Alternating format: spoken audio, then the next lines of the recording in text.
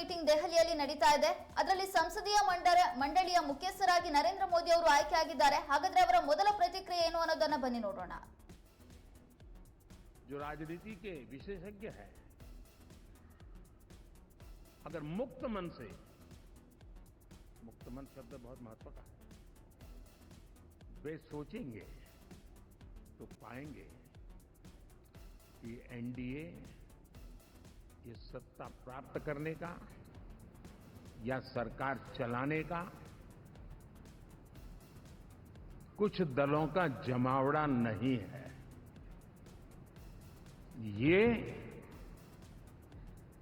राष्ट्र प्रथम की मूल भावना से नेशन फर्स्ट के प्रति कमिटेड वैसा ये समूह है. और 30 साल का लंबा कालखंड शुरू में शायद असेंबल हुआ होगा, लेकिन आज मैं कह सकता हूं कि भारत के राजनीतिक व्यवस्था में एक ऑर्गेनिक अलायंस है.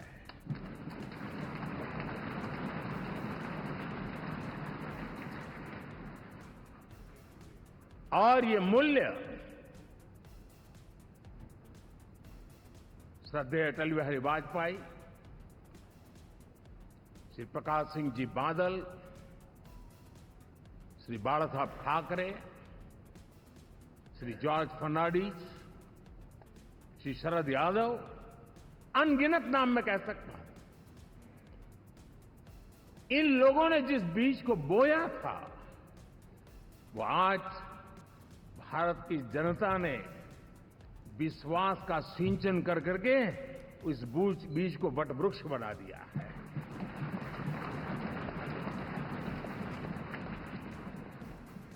और हम सबके पास ऐसे महान नेताओं की विरासत है और हमें इसका गर्व है.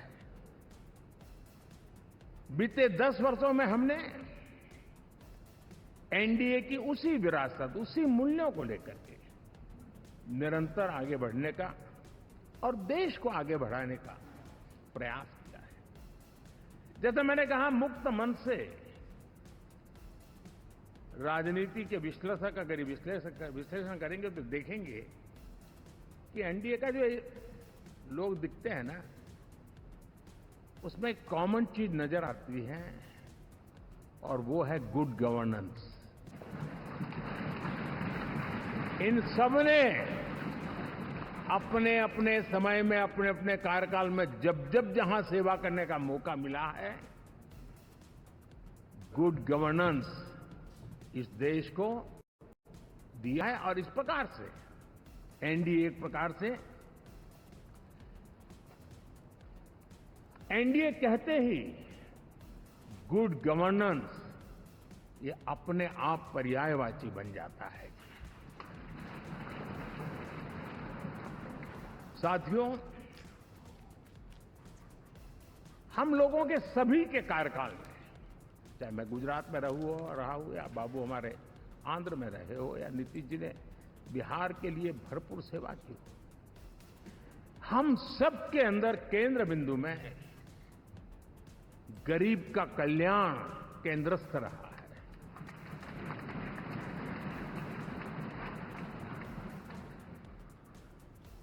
और देश ने एनडीए के गरीब कल्याण के, गुड गवर्नेंस के 10 साल को देखा है. इतना नहीं, मैं कह सकता हूं देश ने इसे जिया है.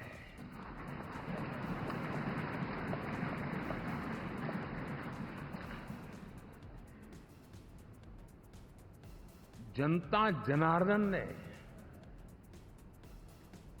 सरकार क्या होती है, सरकार क्यों होती है, सरकार किसके लिए होती है, सरकार कैसे काम करती है, इसको पहली बार अनुभव किया है। वरना जनता और सरकारों के बीच में एक खाई की व्यवस्था ही बनी हुई थी। हमने उसको पाठ दिया है। हमने सबका प्रयास का मंत्र देश को नई ऊंचाई पर ले जाने के लिए चरितार्थ करके देखा है। साथियों, एनडीए सरकार में हम अगले 10 साल में, मैं बहुत जिम्मेवारी के साथ कह रहा हूं, अगले 10 साल में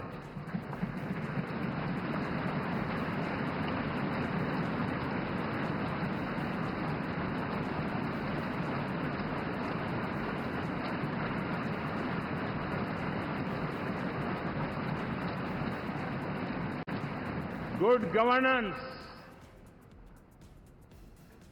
विकास, नागरिकों के जीवन में क्वालिटी ऑफ लाइफ, और मेरा व्यक्तिगत रूप से एक बहुत बड़ा ड्रीम है, मैं लोकतंत्र की समृद्धि को जब सोचता हूं तो मैं चाहता हूं कि सामान्य मानवीय के जीवन में से, और खास करके मध्यम वर्ग, उच्च मध्यम वर्ग, उनके जीवन में से सरकार की दखल जितनी कम हो उतनी लोकतंत्र की मजबूती है।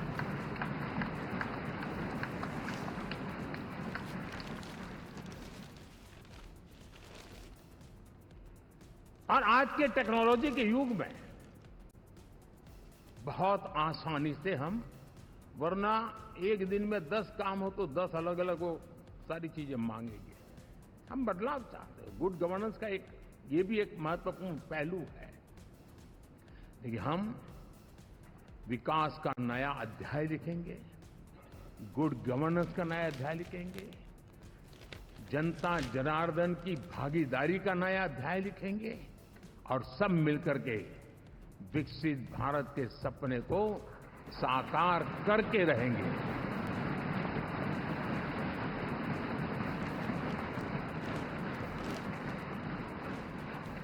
साथियों, एनडीए में, और मैं अगर विस्तार से कहूं तो सदन में किसी भी दल का कोई भी जनप्रतिनिधि होगा, मेरे लिए सब बराबर है।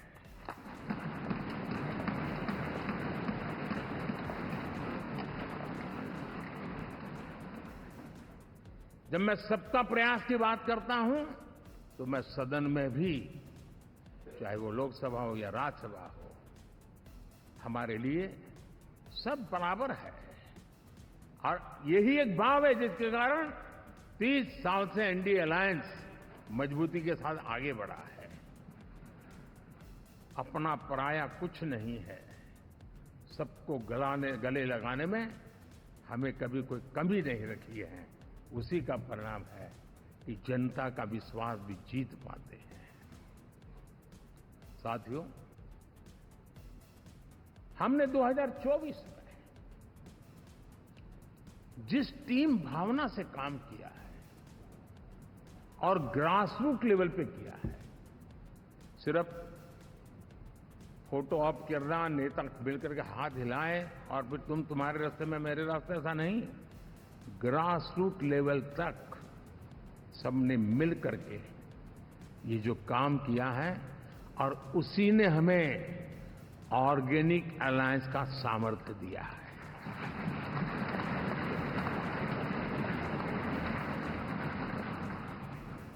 एक दूसरे का सहयोग किया है।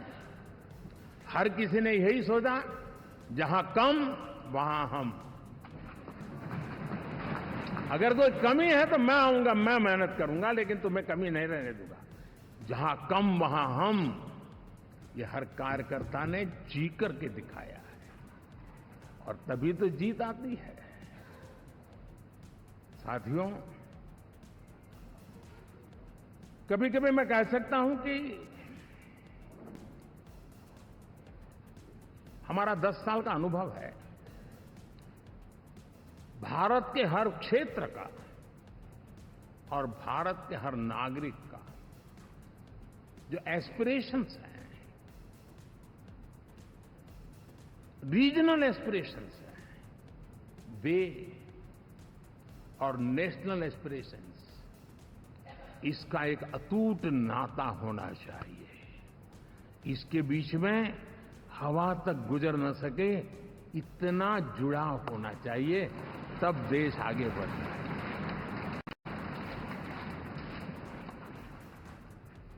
साथियों, इस चुनाव में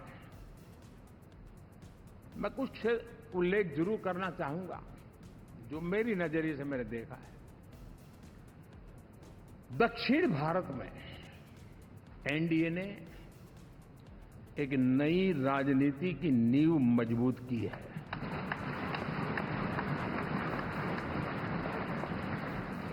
अब देखिए कर्नाटक एंड तेलंगाना, अभी अभी तो इनकी सरकारें बनी थी, लेकिन पल भर में ही लोगों का विश्वास टूट गया, भ्रम से लोग बाहर आ गए और एनडीए को गले लगा दिया। कर्नाटक और तेलंगाना में दोनों जगह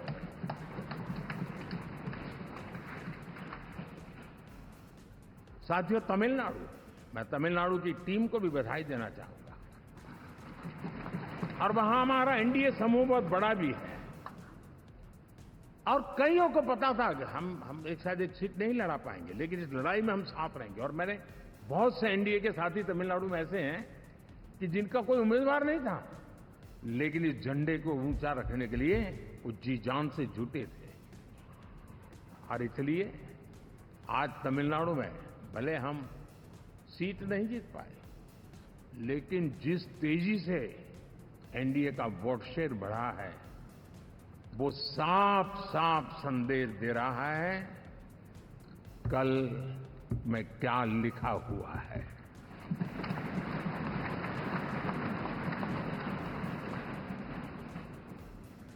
साथियों, पुडुचेरी हो, केरला हमारे सैकड़ों कार्यकर्ताओं के बलिदान हुए। यूडीएफ हो या एलडीएफ हो, शायद हिंदुस्तान के राजनीतिक जीवन में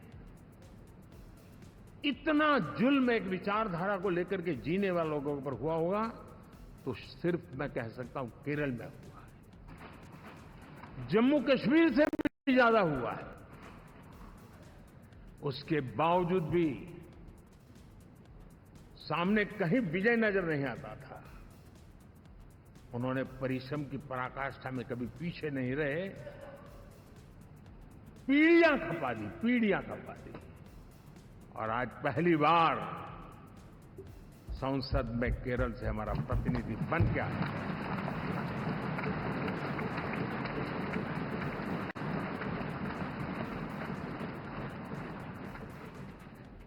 साथियों,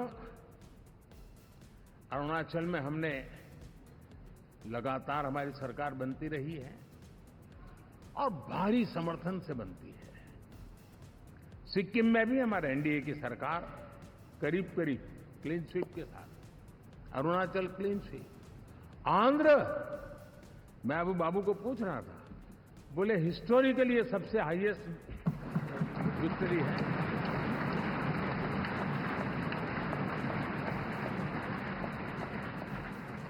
और ये जो यहां दिखता है ना पवन, ये पवन नहीं है, आंधी है।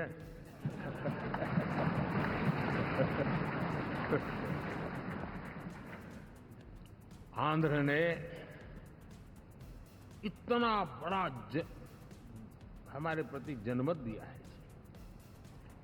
हिंदुस्तान के लिए एक सामान्य मानवीय की विकास की जो जिजीविषा है, उसका प्रतिबिंब है। और महाप्रभु जगन्नाथ,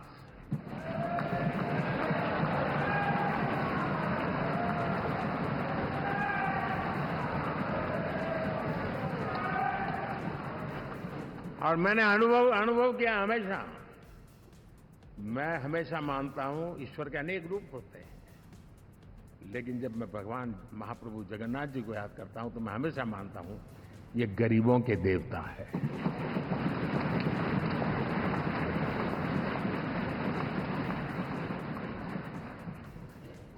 और वहां जो क्रांति रूप परिणाम आया है, मैं इसे एक रिवॉल्यूशन देख रहा हूं। और मैं इसके साथ कह सकता हूं कि विकसित भारत का हमारा जो सपना है, आने वाले 25 वर्ष, पहले मैंने 10 साल कहा था, यहां मैं 25 साल कह रहा हूं, आने वाले 25 साल महाप्रभु जगन्नाथ जी की कृपा से उड़ीसा देश की विकास यात्रा के ग्रोथ इंजन पैकी एक होगा।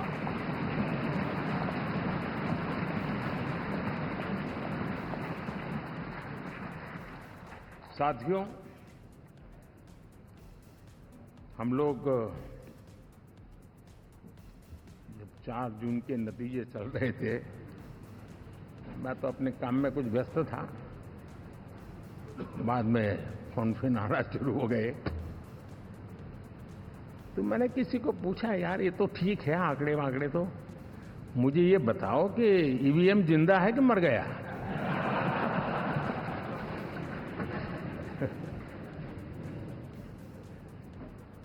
क्योंकि